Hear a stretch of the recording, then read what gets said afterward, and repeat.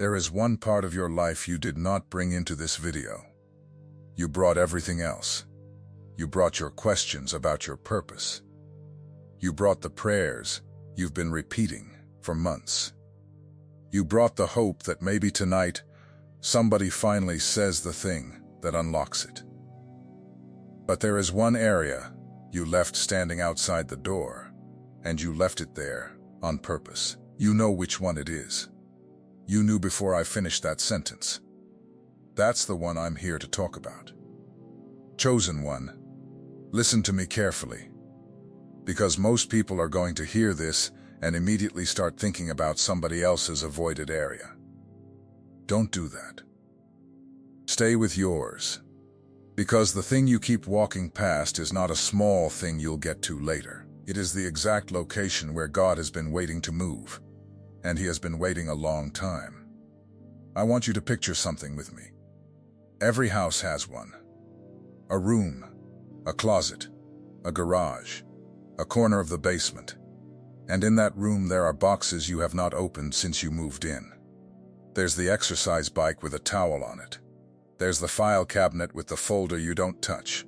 Maybe there's a dresser drawer with a stack of letters from somebody who is not alive anymore, and you know exactly which drawer it is, and you have not slid it open in 4 years.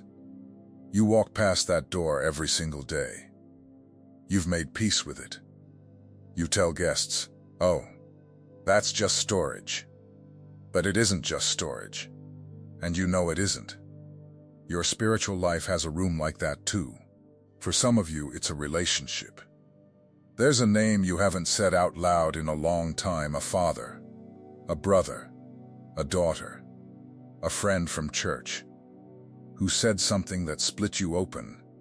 And every time that name comes near your mouth, you swallow it back down and change the subject, even when you're praying alone in the car. For some of you, it's money. You know the exact number, and you refuse to look at the exact number. You check the balance with one eye closed. For some of you, it's your body. You've been treating it like a rental car for 10 years. For some of you, it's a calling. Something God put in you when you were 19, and you buried it under a job and a mortgage and a whole reasonable adult life, and it still moves under the floorboards at 2 in the morning.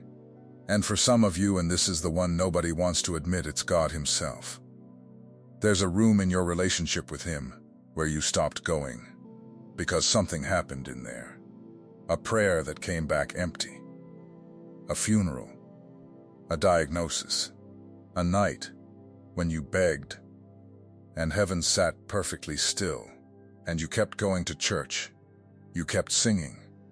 You kept believing in general terms, but you locked that room, and you have been worshiping in the hallway ever since.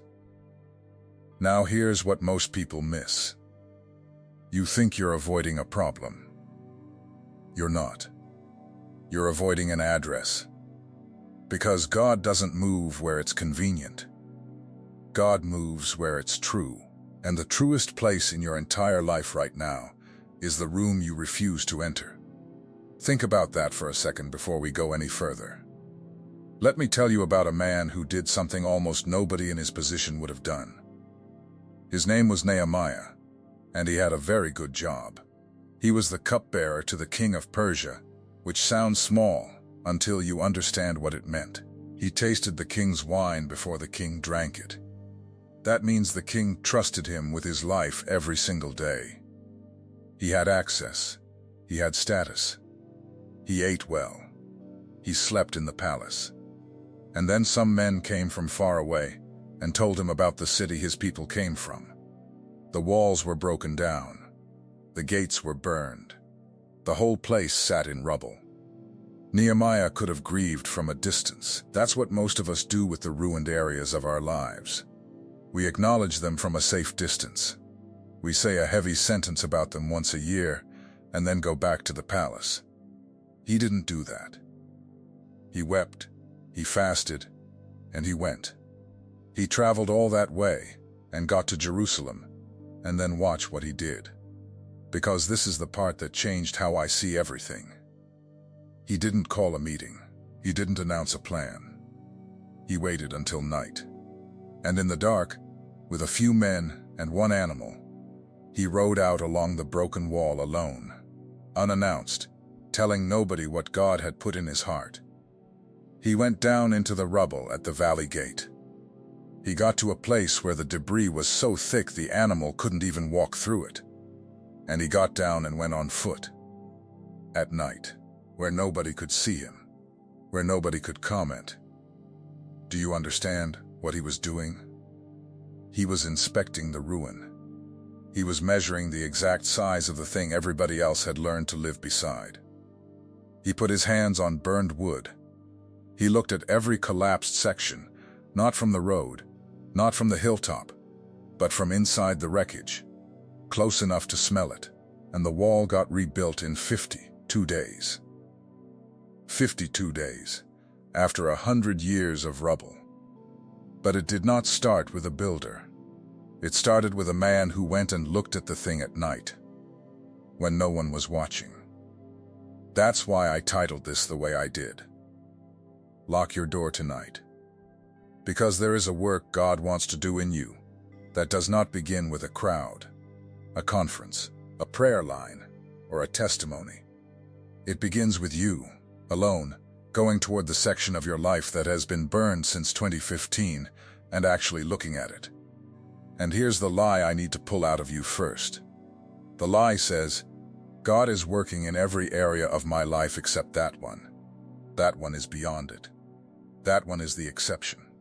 That one is too old, too tangled, too embarrassing, too far gone. Chosen one. That's backwards. Every other area of your life is producing at maybe 70%. That one area is producing at 0. Which means it isn't the exception, it's the opportunity. It's the largest untouched piece of ground you own. And you have been asking God to increase you, while standing on top of acreage you refuse to let him farm. You've been praying, Lord, open new doors. And he's been saying back to you, gently, for years now, I don't need a new door. I need the one you locked. Now let me show you why the locked door is not always a bad thing, because I want to be careful here. The instruction tonight is not just to open. There's a shutting that has to happen first, and the Bible is very clear about it. There was a widow in the days of Elisha, and her husband had died and left her in debt. The creditor was coming for her 2 sons, coming to take them as slaves. That's how bad it was. She had run out of everything. Her whole life had come down to one closet with one small jar of oil in it. And that was it. She came to the prophet, and Elisha asked her what she had in the house. She said, "Nothing. Nothing but a little oil." Now listen to what he told her. He told her to go out and borrow vessels from all her neighbors, empty ones, and not a few. And then he said the sentence I want you to carry with you tonight. Go in and shut the door behind you and your sons. And pour. Shut the door. Not because the miracle was shameful, because the miracle was intimate. There are things God will not do while you're standing in the doorway, with one foot in the hallway, checking who's watching. There are things he will not pour while your neighbor is leaning in the window with an opinion. She had to shut the door on the commentary, on the pity, on the whole town that already knew her story and had already decided how it ends. And in that closed room, the oil kept coming, vessel after vessel. Her sons kept handing them to her and she kept pouring. And it did not stop until there was not one empty vessel left. The limit on the miracle was not God's supply. The limit was how many empty containers she'd been willing to go get. Think about that. So when I tell you to lock your door tonight, I'm telling you 2 things at once. Shut it against everything that has an opinion about your life, and then turn around and face the part of the room you have been standing with your back to. Both of those happen behind the same locked door. Let me bring this down to where you actually live. I know a man, good man, church every Sunday, teaches his boys to shake hands and look people in the eye. And for 11 years, he did not speak to his father. 11 years. His father lives 4 hours away. And every Sunday this man would lift his hands and worship and go home and be a decent husband and be a decent father, and not once, not one single time, drive those 4 hours. He prayed about his business. He prayed about his kids. He prayed about his knee. He never once prayed about his father, because to pray about it would mean going in the room. And what he told me after was that he always assumed the phone call would be the hard part. It wasn't. The hard part was the 11 years of walking past the door. The call itself took 9 minutes. His father cried before he did. 11 years of a locked room, and the room was 9 minutes wide. I'm not saying every avoided area resolves in 9 minutes. Some of them are going to take years and counselors and things I can't speak to from here. But I am telling you that the size of the fear and the size of the room almost never match. The fear is always bigger. The fear has had years alone in the dark to grow, unchallenged, unmeasured, uninspected. Nobody ever went out at night with a lamp and walked the actual length of it. Job said something once that I think about more than almost anything else in Scripture. After everything came down on him, the children, the livestock, the health, all of it, he said, "The thing I greatly feared has come upon me." Greatly feared. Which means before it ever happened, he was already living beside it. He was already circling it in his mind. There was a room in Job's life labeled "What If?" and he had been walking past that door for years, not going in, just knowing it was there. And then the day came when it stopped being a room and became his whole house. Now here's what I want you to see.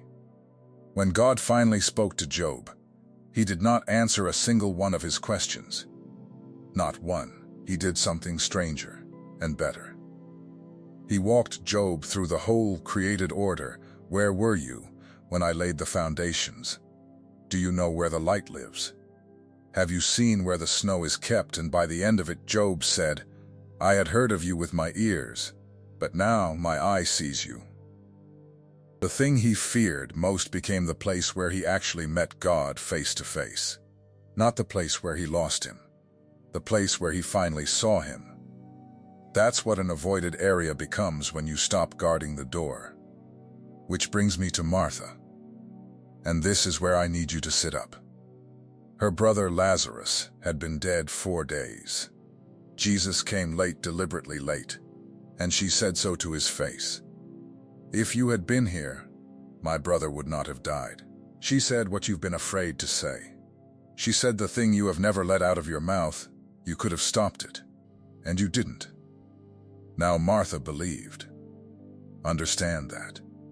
She said out loud that she believed in the resurrection at the last day. She had good theology. She had a future faith. She was fully prepared for God to do something eventually, someday, at the end of all things. Then Jesus walked to the tomb and said 4 words that ruined her composure. "Take away the stone." And Martha, the believer, the one who just confessed her faith, said, "Lord, by this time he stinks. He's been in there 4 days." That is the most honest sentence in that entire chapter. Because that's the real reason you're avoiding the area you're avoiding. It isn't that you don't believe God can do it. It's that you don't want anyone standing there when the stone comes off. You don't want to smell what 4 days did. Or 4 years. Or 14. You would rather have a sealed tomb with a respectable stone in front of it than an open one with the truth coming out. And Jesus did not argue with her about the smell. He didn't say, "It won't be that bad." He said, "Did I not tell you that if you believed you would see the glory of God?" They rolled the stone away. And what came out of that opening was not decay. It was a man, wrapped in grave clothes, walking, but it had to be opened first. The resurrection did not happen through stone. God did not raise Lazarus and then teleport him past the seal. There was an opening. Somebody had to touch that rock with their hands and move it, knowing exactly what they were about to release into the air. Chosen one. The stone in front of your area, the one with your name on it, has been sitting there so long you've started decorating around it. And heaven is standing there right now saying, take it away. If something in you is burning while you're hearing this, if you felt your stomach drop when I said the words about the drawer, or the Father, or the room where you stopped meeting God, that's not me. I'm a voice. That's the Spirit putting his finger on the exact spot. And this is the moment I should tell you who I am. Because you've been listening to me for a while now without knowing. My name is George. I make these messages for people who have spent their whole lives feeling like they were assembled slightly differently than everyone around them. People who sense things before they happen. Who carry weight that isn't theirs. Who have known since childhood there was something on their life they could not explain to their own family. What you just experienced was not content, it was a mirror. And mirrors demand a decision. If you are ready to go to the root to finally understand why you think, feel, and perceive differently from everyone around you, the secret protocol carries the 7 keys that reveal what God placed inside you before you ever drew your first breath. Full audiobook, included for every moment of your day, plus the awakening map. As a bonus, the 5 stages of spiritual awakening, mapped with clarity, showing where you are right now, and what the Spirit is releasing in this season. Link pinned in the first comment. Not for much longer. And you did not make it to the end without a reason. Now let me keep going, because there's one more man I want you to meet, and he's the one who had the whole house. Zacchaeus, everybody remembers the tree. Short man, big crowd, climbed a sycamore to see over people's heads. That's the part they teach children. Here's the part nobody teaches. When Jesus stopped under that tree and looked up, he did not say, "Come down and let's talk." He did not say, "Meet me at the synagogue." He said, "Zacchaeus, come down, for today I must stay at your house. Your house, not the road, not the temple. Not the respectable public place where a religious teacher meets a sinner and everybody can watch the conversation and go home satisfied. The house. The one with the money in it. The one with the ledgers of everything he'd taken from his own neighbors. The one room in the whole city that Zacchaeus would have picked last. Jesus invited himself into the avoided area, and the crowd hated it. They all murmured he's gone to be a guest with a sinner.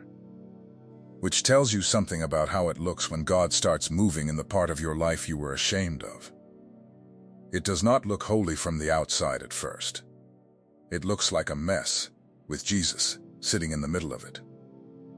But it was in that house, not on the road, in the house that Zacchaeus stood up and said, "Half of everything I own goes to the poor, and anyone I cheated gets back 4 times what I took." That's not a man who got convicted. That's a man who got free. And it happened. Where he was hiding. I think about a woman I knew, mid-50s, worked reception at a dentist's office for 19 years. Sweetest person in any room she walked into. And in her spare bedroom there was a plastic tub, the kind you get at the hardware store, and inside that tub were notebooks. Handwritten, years of them. Songs, mostly, things God had given her in the middle of the night when she was 23 and thought her whole life was about to start. She kept that tub under a folded quilt. She dusted around it. Her own husband didn't know what was in it, and one Sunday the worship leader at her church got sick, and somebody handed her a microphone because there was nobody else, and she sang one of those songs. Just one. Out of a notebook that had been closed for 31 years. I watched grown men put their hands over their faces. She told me afterward, shaking, that she almost didn't do it. She said the whole time she was walking up there, she kept thinking, it's too late, and everyone's going to see how much time I wasted. Nobody saw wasted time. They saw a woman finally standing in her own room. So let me get practical with you, because I don't want this to just be a nice feeling that fades by tomorrow afternoon, tonight.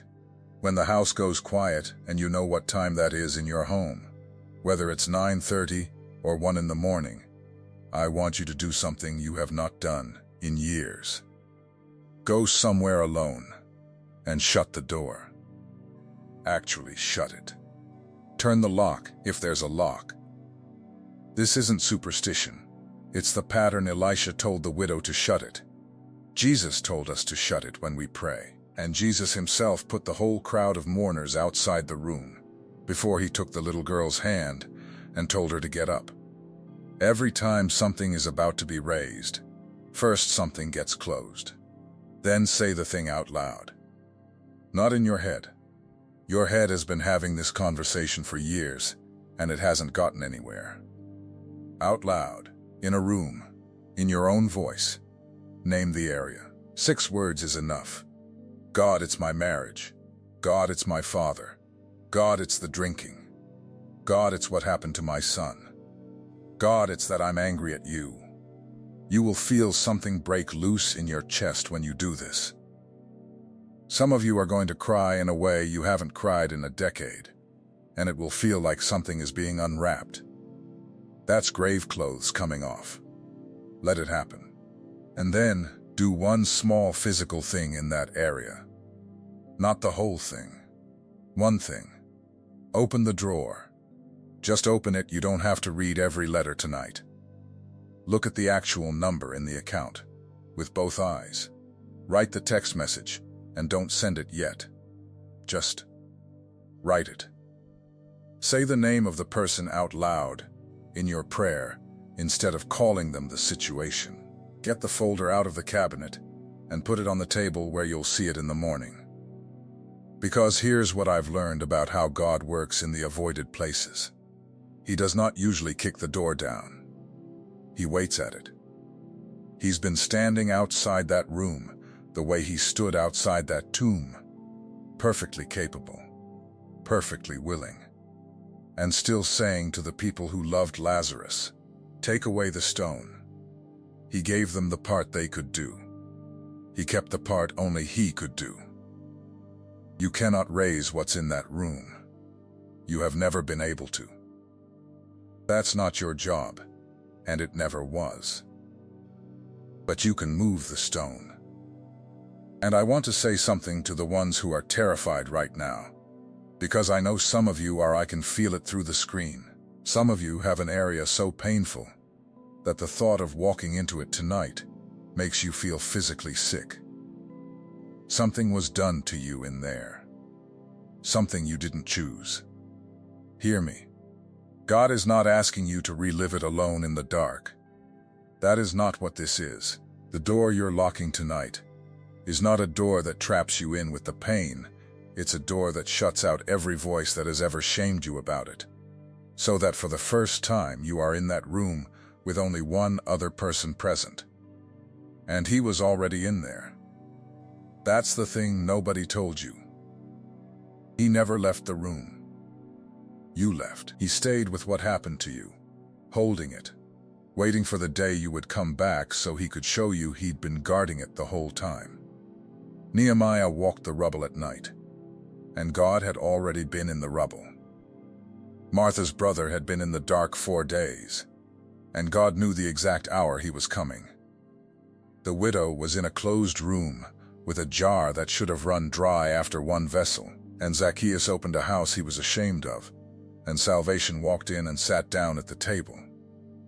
The wall took 52 days, but it took 100 years to get somebody willing to look at it up close. Don't be the 100 years. Here's what I want you to do in the comments, and be specific with me, because vague prayers make vague progress. Name the area.